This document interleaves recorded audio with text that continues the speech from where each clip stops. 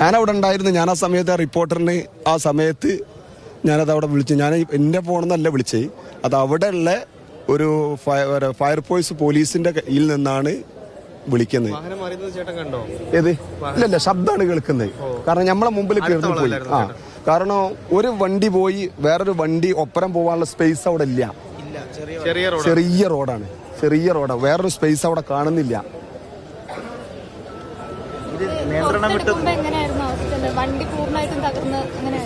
വണ്ടി കണ്ടാൽ ആരും കഴിച്ചിലാവില്ല, കണ്ടാല്. എന്നിട്ട് പോലും ലാസ്റ്റ് സമയത്ത് ഫയർഫോഴ്സ് അവിടെ വന്നു പോലും കയറ് കെട്ടി ഇറങ്ങി ആ പ്രദേശത്തൊക്കെ പോലെ അരിച്ചു പിറക്കി.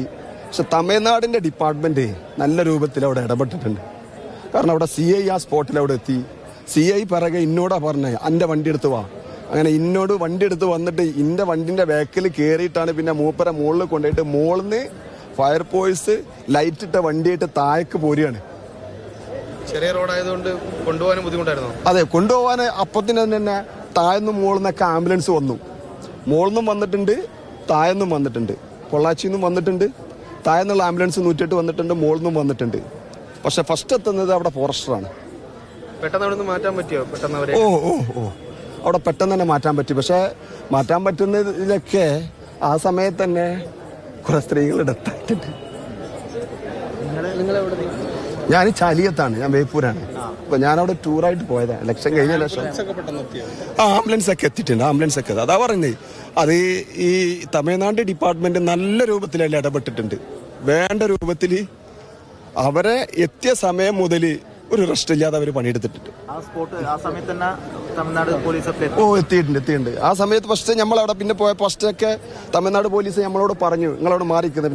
ഞങ്ങൾ നാട്ടിലേക്ക് റിപ്പോർട്ട് കൊടുക്കണം, നാട്ടിലുള്ള ആളുകളെ വിളിക്കുകയാണ്, അപ്പൊ അവർക്ക് വിവരം കൊടുക്കണം. അപ്പൊ ഇവിടെയുള്ള ഈ നമ്മളെ നാട്ടിലുള്ള ട്രാവലറിന്റെ ഒരു മുലാളിനെ വിളിച്ചപ്പോൾ ഇന്ന സ്പോട്ടിലുള്ള വണ്ടിയാണ് ഇത് എന്ന് പറഞ്ഞു.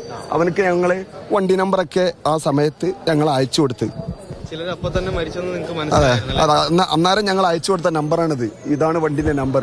ആ നമ്പർ നമ്മൾ ആ സമയത്ത് തന്നെ ഇവർക്ക് അയച്ചു കൊടുത്ത് ഇതാരാണ് ഏവരാണെന്നുള്ളത് അറിയാനും വേണ്ടി.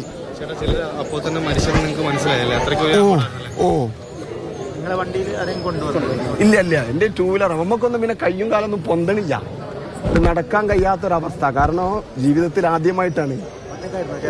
എന്റെ ബാക്കിലാണ്ട്. അപ്പോ നമുക്ക് ജീവിതത്തിൽ ആദ്യമായിട്ടാണ് ഇങ്ങനത്തെ ഒരു സംഭവം കാണുന്നത്. പക്ഷെ ഇപ്പോഴും നമുക്ക് എന്തായിട്ടില്ല, ആ ഒരു ഇത് വിട്ടിട്ടില്ല. എന്റെ പേര് ഹാരിസ്. ചാലിയത്ത്. കാരണം അവിടെ സ്പേസ് ഇല്ല. ഓരോ വളവിലെത്തുമ്പോഴും ഓരോ ബോർഡുകൾ കാണാം. പക്ഷെ മുകളിൽ വാഹനം കയറി വരികയാണെങ്കിൽ താഴ്ന്നൊരു വാഹനം ശ്രദ്ധിച്ചിട്ട് പോകണം. അത്രയും ഒരു ഡേഞ്ചർ ആയ സ്ഥലമാണ് അവിടെ. കാരണം പൊതുവെ അവിടെ തമിഴ്നാട് ചെക്ക് പോസ്റ്റിൽ ആ വണ്ടികൾ അതിലെ വിടൽ കുറവാണ്. കാരണം അവിടെ പെർമിഷൻ ഉണ്ടെങ്കിൽ മാത്രമേ വണ്ടി വിടുള്ളൂ. കാരണം നമ്മളെ വണ്ടി അവിടുന്ന് വിടുന്ന സമയത്ത് നേരത്തെ കേരളത്തിലെ ഒരുപാട് വണ്ടികൾ എന്തായിട്ടുണ്ട്, പെർമിഷൻ കൊടുക്കാതെ തിരിച്ചു പോയിട്ടുണ്ട്.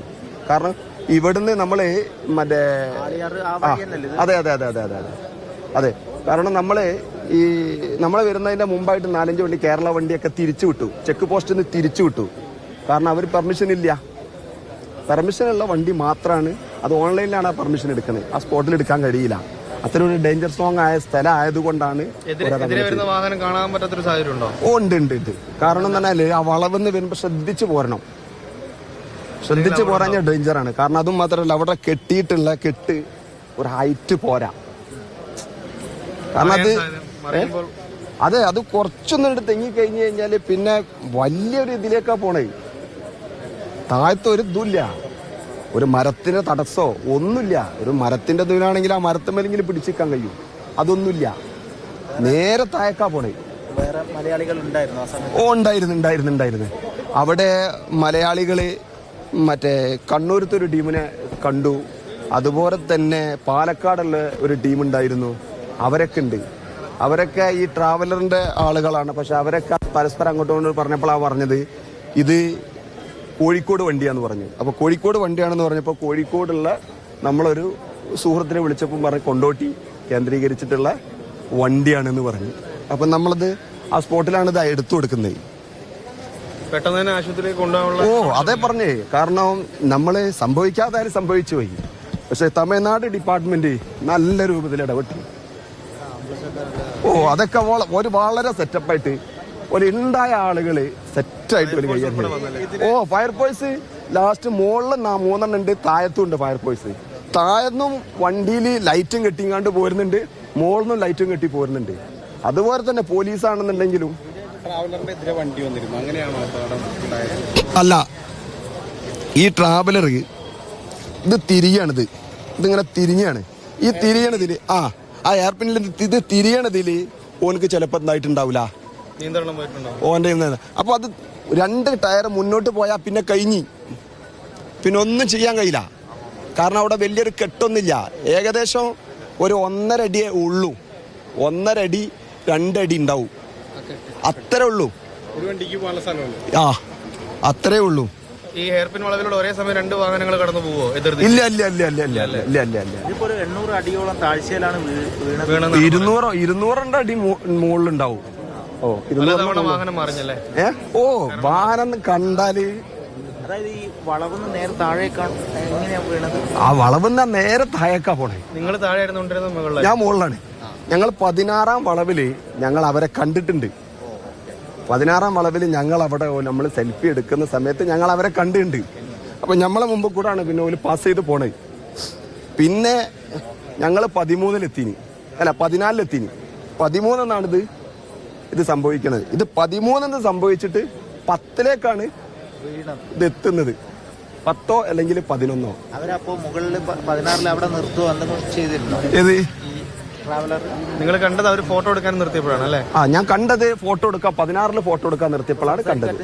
ഇല്ല ഇല്ല ഇല്ല, അന്നേരം സംസാരിച്ചു. പക്ഷെ അന്നേരമൊക്കെ ഓരോരുത്തർ ചായന്റെ പാത്രവും അതൊക്കെ ഓരോരുത്തുണ്ട്. ചായന്റെ പാത്രം അത് ഓരോരുത്തുണ്ട്. സ്ത്രീകളാണ് ഒരു കൂടുതൽ. ഇപ്പോൾ മാധു KMCC ഭാരവാഹികൾ കൂടി നമുക്കൊപ്പം ചേരുന്നുണ്ട്. ഇവർ പാലക്കാട് നിന്ന് വൈകാരികമായിട്ടുള്ള പ്രതികരണമാണ്. സ്വാഭാവികമായിട്ടും സ്പോട്ടിലുണ്ടായിരുന്ന ആളുടെ പ്രതികരണമാണ്. അദ്ദേഹം അവരെ കണ്ടിരുന്നു 16-ാമത്തെ വളവിൽ നിന്നും. ആ 16-ാമത്തെ പറയുകയുണ്ടായി. 1 മണിക്കൂറിനകം ഈ മരണപ്പെട്ടവരുടെ പോസ്റ്റ്മോർട്ടം ഉടൻ നടത്തുമെന്നാണ് ഇപ്പോൾ നമുക്ക് അറിയിച്ചിട്ടുള്ളത്. കോയമ്പത്തൂരിലേക്ക് കൊണ്ടുപോയവരിൽ ഒരു കുട്ടി മരിച്ചു എന്ന് മലയാള സമാജ ഒരു ഭാരവാഹികൾ പറയുന്നുണ്ട്. സ്ഥിരീകരിച്ചിട്ടില്ല. അതിപ്പോൾ പറഞ്ഞില്ല. ഇപ്പോൾ നമുക്ക് നേരത്തെ തന്ന അതേ ഡീറ്റെയിൽസിന് 9 ആളുടെ മരണ കളക്ടറാണ് ഇപ്പോൾ പറഞ്ഞത്. ഒരു കുട്ടി ഇവിടെ ട്രീറ്റ്മെന്റിൽ ഇവിടെ ഇരിക്കുന്നുണ്ട്. പിന്നെ 3 ആൾ അവിടെ കോയമ്പത്തൂരിലാണ്. അവിടെ 1 മണിക്കൂറിനുള്ളിൽ പോസ്റ്റ്മോർട്ടം തുടങ്ങുന്നത്. കളക്ടർ ഇവിടെ തന്നെ സാന്നിധ്യത്തിൽ തന്നെ കളക്ടർ ഇവിടെ ഉണ്ട്. ഇവിടെ കളക്ടർ ഉണ്ട്. ഈ ആശുപത്രിയിൽ ഇവിടെ തന്നെ നടത്തും. 1 മണിക്കൂറിൽ നടത്തുന്ന പറഞ്ഞു.